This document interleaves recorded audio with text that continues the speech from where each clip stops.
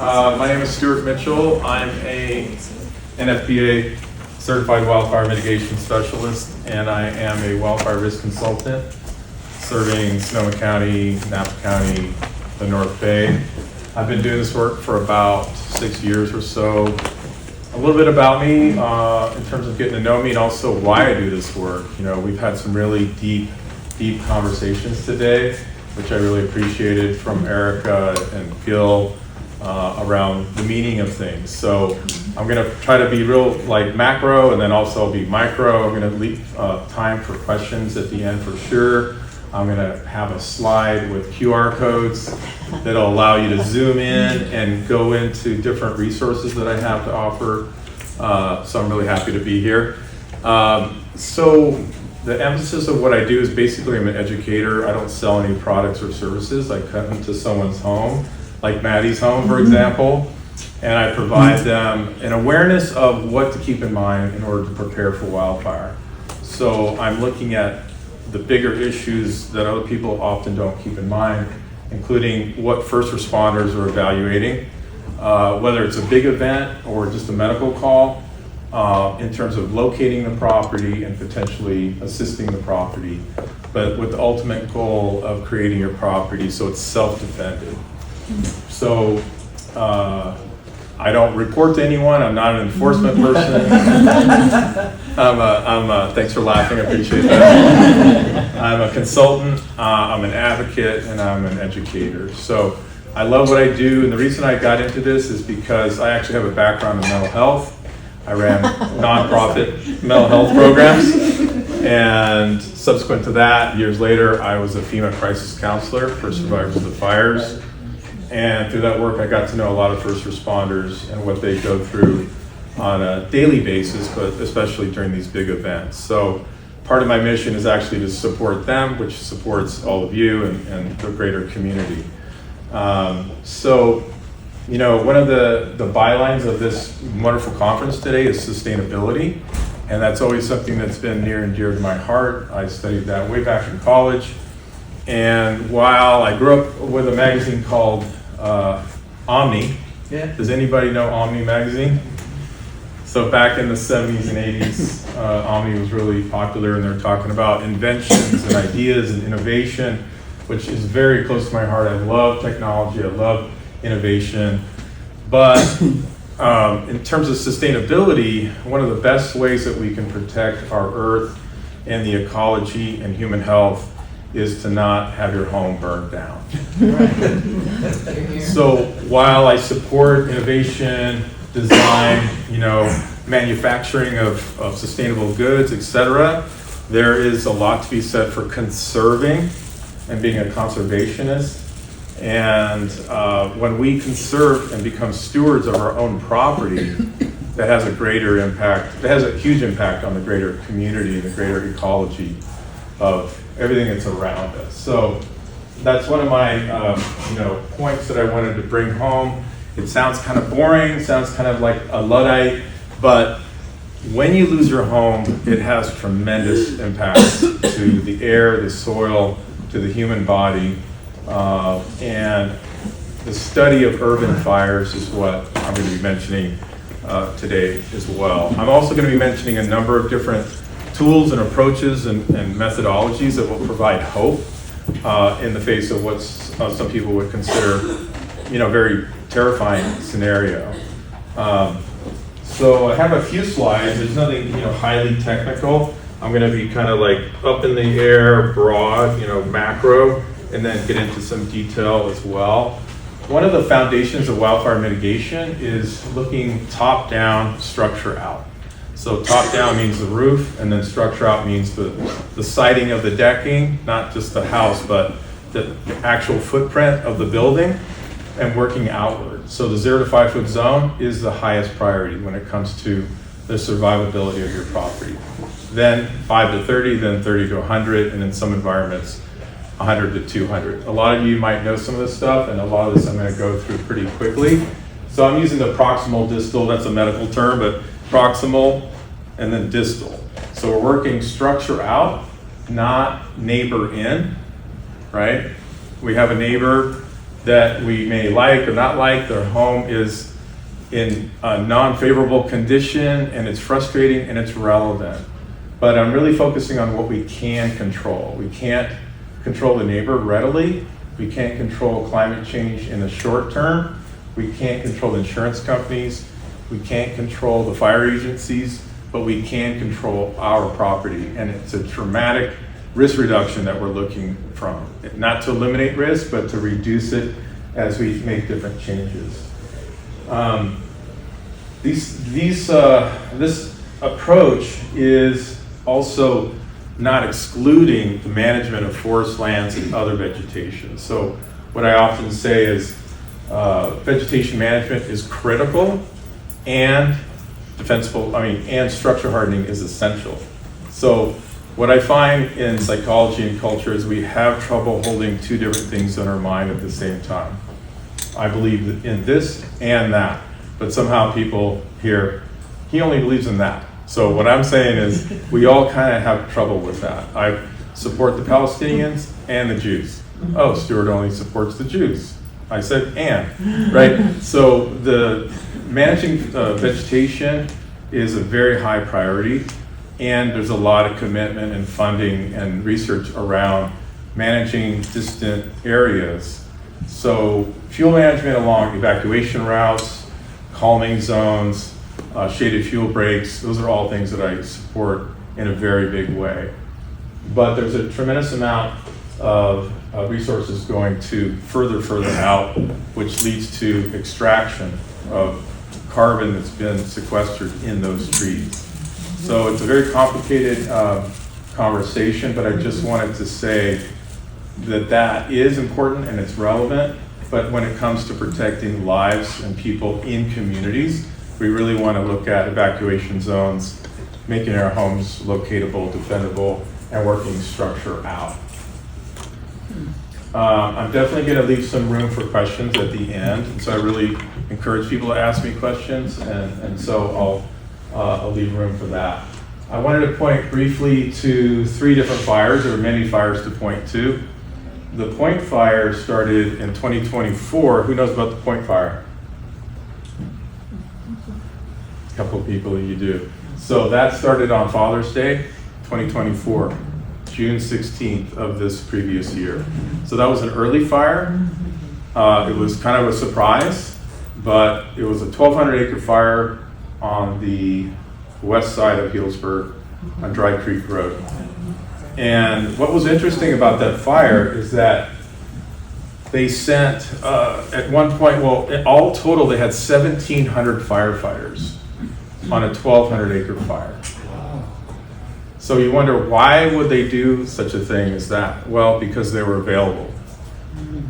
They were available, they were fresh, it's new in the season, it was a good opportunity to work, to help, and to show up. And so I point to that because that doesn't happen later in the year. And later in the year, the fuels get dry, firefighters and other first responders are very tired, there's mechanical issues on engines, on and on and on. So as the season goes on, the availability of help decreases. So 1,700 firefighters on a 1,200 acre fire is highly unusual, but it gives the public the impression that people are going to come and help me out and save me. They were mostly doing structure protection around all those homes in that spotted, low population area up in the hills above the vineyards. And it was a great opportunity to practice, and they did a great job, and I applaud them. And again, one of the main reasons I do this work is to support them and to help them. The park fire, you guys probably have heard about that. That was in the Chico area. That's largely, it's 420,000 acres. The first night that it was burning 5,000 acres per hour. 5,000 acres per hour.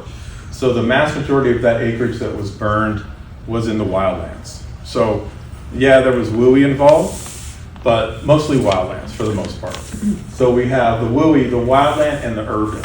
So the park fire, actually have a picture later that I'm going to show you of a gate to a private property, and that gate was burned and seized up. So 10 of us together maybe could have opened up that gate, but that's one of the recommendations that I always give to people when they have a gate is don't assume that a first responder has the gate code and has the key and has access. You don't want to slow them down.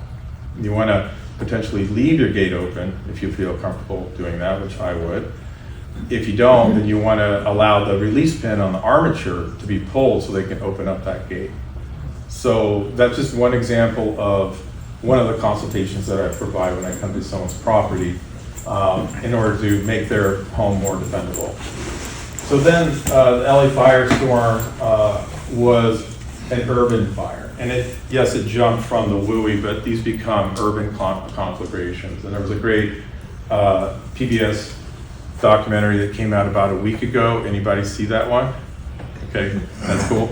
I have a QR code for that documentary, and it talks about the weather, that it was predictable, that they knew it was coming in a way, right? I got an email from CAL FIRE 2 or 3 days in advance of that fire saying we're sending 45 engines and 7 hand crews. If you add up all those numbers, that's about 350 staff, 2 or 3 days before the ignition. It's all based on weather. So that's where the hope comes in. We need to pay attention to predicted fire weather. The National Weather Service, a branch of our federal government, God bless them, and we hope they are still here, and we need more of them, not less of them. They predicted this event.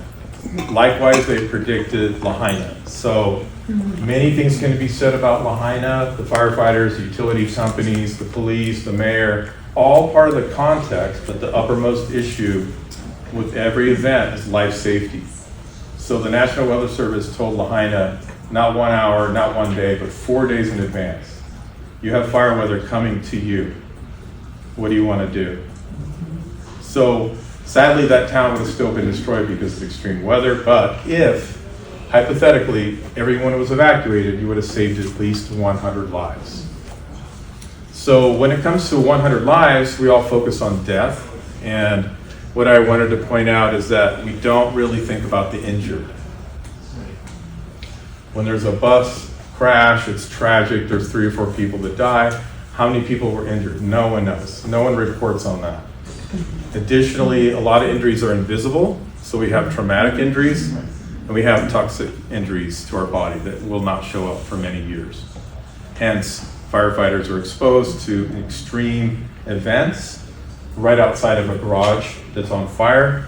They're not in the building, they don't have self-contained breathing apparatus, and they're being exposed to intense amounts of toxicity from everything that's in your garage and my garage and in our home. So these are huge issues that need to be considered, and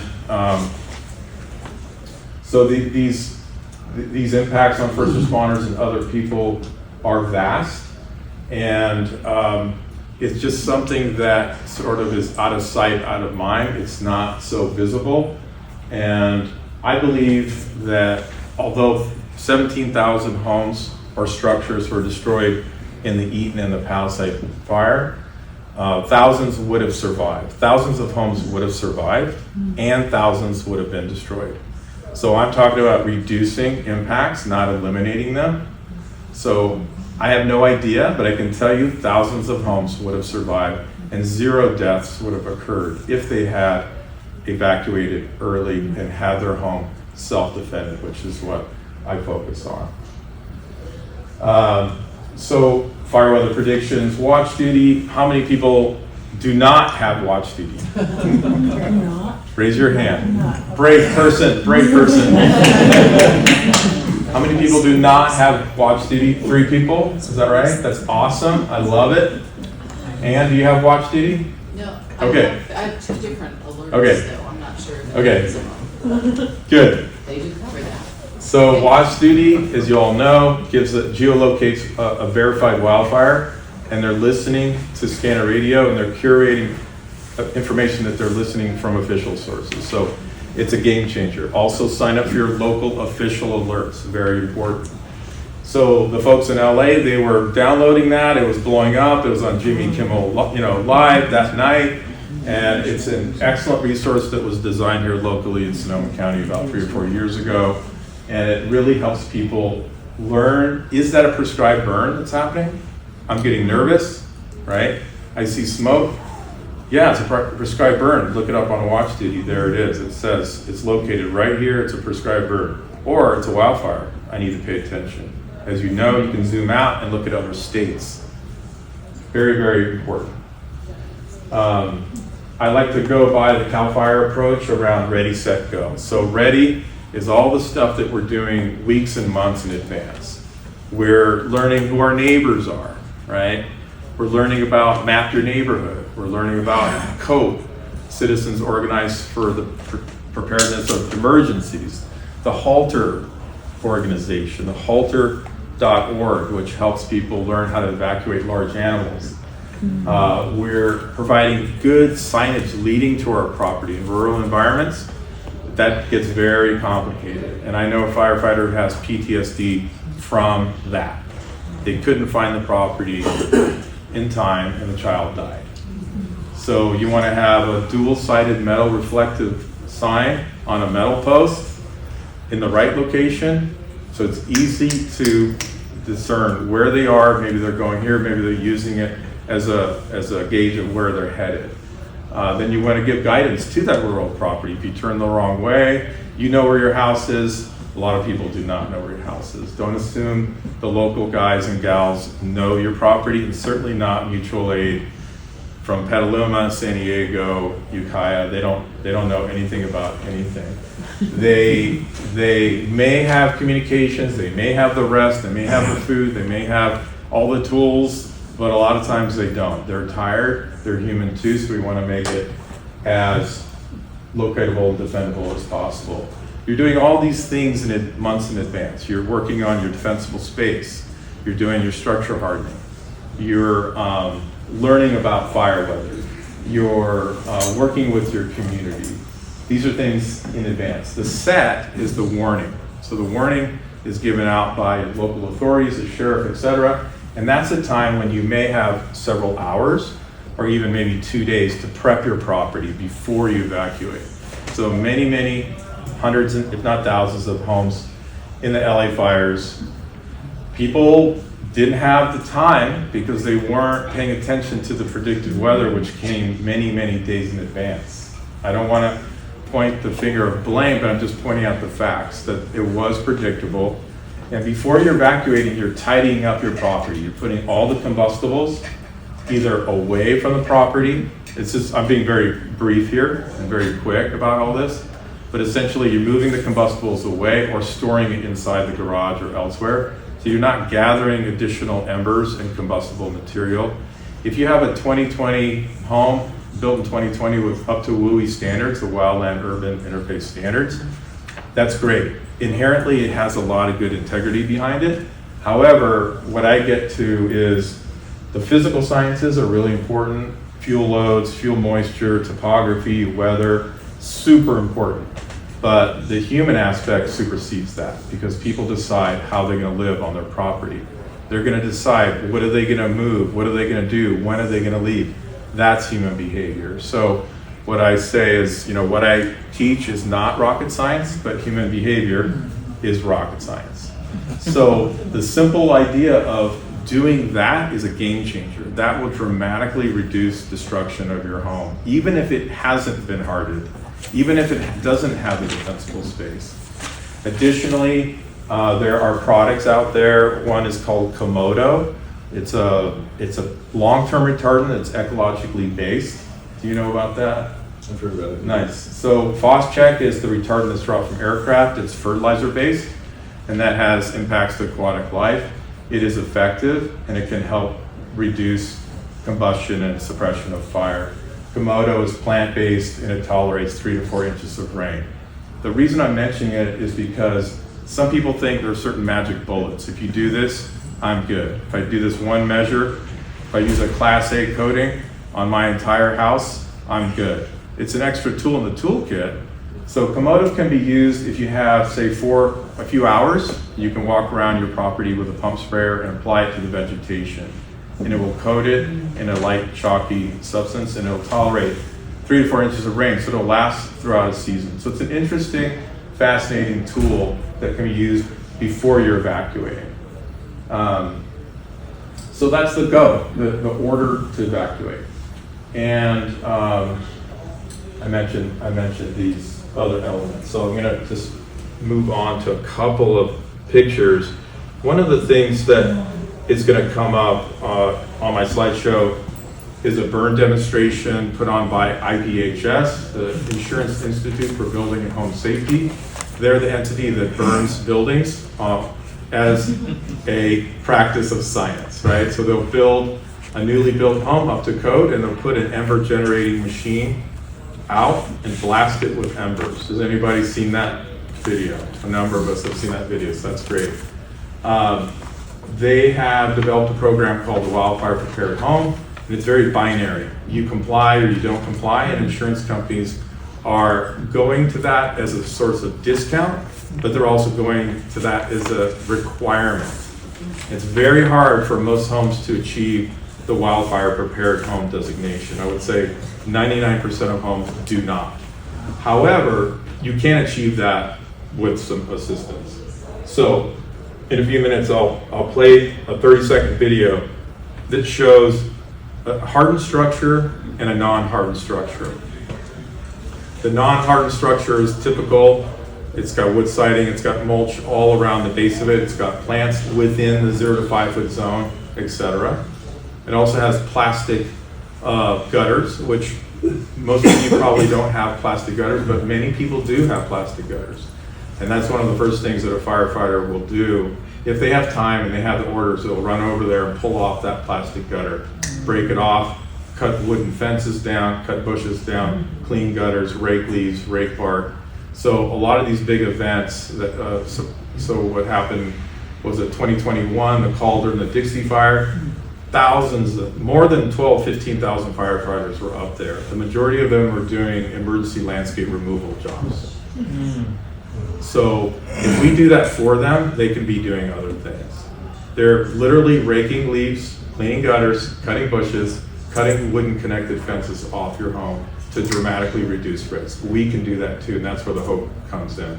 Pay attention early, prep your property early, leave early, allow it to be self-defended, and you're gonna be in a much more hopeful position. So here's something I see all the time is the image on the left. The HOA in Napa said, Stuart, we want you to come and look at the creek. And I said, oh, the creek, yeah. I can definitely look at the creek. The creek is a metaphor for nature, for the forest, for the fuel. So I said, well, I need to look at everything in context, so I'm going to look at the buildings too. And they said, sure, I guess so. Maybe they knew inside what they were doing was very, very wrong. So the image on the left, well, most of them didn't know actually. But the image on the left points to a classic Italian cypress. Down below are wood chips and some crawling vines, wooden connected fence. There's a big bush behind the fence. The cypress tree goes right up along the building underneath the eave. It's the worst scenario. And every single one of their buildings in the entire HOA was like that, if not worse. Oh, so they want me to tell them to control the forest, the creek, nature. Always start 0 to 5. Proximal, not distal. So that's typically what I see, and there are ways to make things beautiful and sustainable and if planted in a correct way. So that goes to the FireWise landscaping approach, where you're planting the proper type, placed in the proper way, and maintained in the proper way. If you're doing that, which is hard to achieve, frankly, people have trouble maintaining things, it can work. Yes, it's safer to have nothing combustible in the 0 to 5 foot zone, which is about this distance. But you can also make it beautiful, have sustainable plants, have native plants, and have it done in a responsible way. Here are a couple of images from the 2020 glass fire. You can see a full gutter that doesn't have a gutter cover on it. You can see trash barrels that are combustible. Trash barrels should be put away into the garage. If you don't have a garage, you can strap them very tightly with a very strong rubber bungee cord and let them blow around and let them distribute their trash or not. right? Move the trash cans away. You're isolating fuel continuity with vegetation, but also materials left behind. The middle picture was also during the glass fire. That's a massive rosemary bush that's about 4 feet tall and about 12 feet long, right against the window, underneath the eave, the worst combination of things that you can do. So if a firefighter had the time, had the orders, that would be one of the first things they do, is cut that bush down and rake all those wood chips away. Question, on the Yeah. picture before, where on the right side, where you had the brickwork and then the green in between? Yeah. That's a no-go? Sorry, thank you for pointing that out. Yeah, this is an example of what's good. Oh, that's good. I'm sorry for leaving that out. Yeah, you got pavers, little tiny, moist grass here. It's perfect. It's pretty, it's very effective, and it's very hardened against fire. So thanks for pointing that out. Couple of pictures from the park fire. I went up there to help some friends and do a little bit of structure protection. I just came across this gate, as I told you before. This gate was burned and it was locked shut. Could not open in either direction. There's a lot of details around that kind of stuff. And the other thing I wanted to mention is I may, if I was to come to someone's property, I may mention many, many things. And on my summary report, there's like 130 items. Most of them are educational. But I'm going to say these 4 things will really reduce the risk dramatically on your home. Start with these 4. And the other things are important too. But I am very mindful of not overwhelming people with too much expectation. I'll bring it back down and say, these 3 things, just these 3 things will dramatically reduce risk on your property. Start there. And, work on the other things as you go along. So the gate issue is very a big deal. And just a wooden post with a metal reflective address sign, which is great. But look what happened to it. It burned. And so, again, firefighters are tired. Law enforcement, by the way, doesn't get their props. I just want to say during the LA fires, they had some major fundraisers, the music concert that I watched. It was really fun and awesome. I was disappointed to know that they never mentioned law enforcement at all. Firefighters cannot do their job without law enforcement. They deserve a lot of credit. Likewise, utility workers, dispatchers, EMS deserve a lot of credit. So moving ahead, I'm going to hopefully play this video.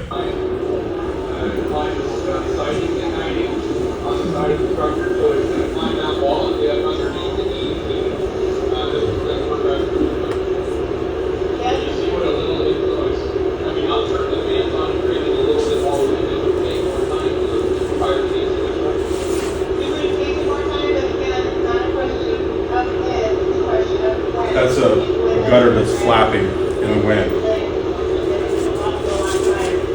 So you got a wooden connected fence, you got wood chips, you got bushes planted along the structure, and then on the other side of the image is the wildfire prepared home, which is essentially cement board and no combustible material in that 0 to 5 foot zone, etc. This middle image, anybody can guess what that is besides the iceberg or?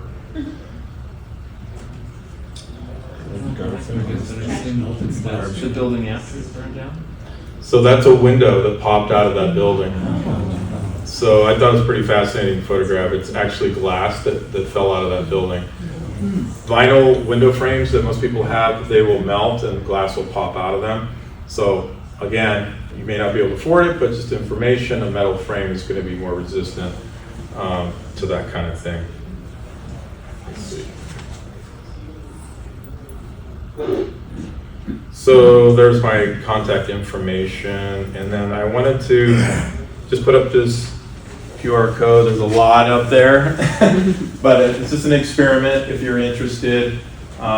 There's several of them up there. If you zoom in, I'm hoping it will drop you into those different resources. So we have Watch Duty, the National Weather Service, who I love, Komodo Fire Systems, Green Building Council, which I'm going to be teaching. I've been teaching classes for them recently. They're a great organization around wildfire defense education. Elemental is a documentary that was done by the same director and producer who did the PBS documentary recently on the LA fires. Elemental talks about structure hardening, indigenous burning, and management of forest lands, emphasizing the protection of homes and communities. It's a great documentary. And then the last QR code is that PBS documentary where they talk about the intensity of urban fires. And again, I really want to emphasize that these fires are moving away from the WUI, the wildland interface, urban interface fires, and becoming conflagrations in cities where you have car batteries, homes, Kmart's, Walmart's, movie theaters, clothing stores, etc. And that's putting out a tremendous impact to our air, water. We're ingesting it, taking it in transdermally if you're a firefighter in those environments. It's poisoning the soil, the water, etc. Vastly different from a forest fire. You don't want to be standing next to a campfire too long because it's unhealthy. There's a lot of particulate matter in there that's very unhealthy for you. But it's very different to be standing next to a garage that's on fire or a building on fire. It's night and day. So with that, I'll take a few questions. Actually, we don't have quite a lot. Let's take 2 questions. Two questions. Move on.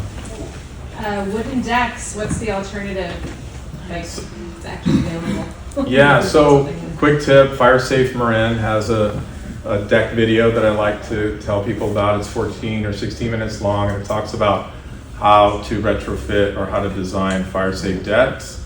But you're really trying to screen out embers, and you're trying to make sure that the wood's in good condition. There's a lot that can be said about that, but briefly, that video from Fire Safe Marin on fire safe decks will give you lots of great information. Yes? Yeah, no, in the Palisades fire down south, there was a documentary on private fire hydrants. People are putting in with their, at their houses. Do you have any experience or thoughts or ideas about if that's a good thing to do? Yeah, so you can have a hydrant that's available to a firefighter with a fire department connection, the FDC, that can be actually taken from your pool or otherwise available through your water system that's private. Drawing municipal water pressures down. By the way, when buildings burn, all the piping breaks in that burned home and it's leaking water out. So that also affected the pressure in LA.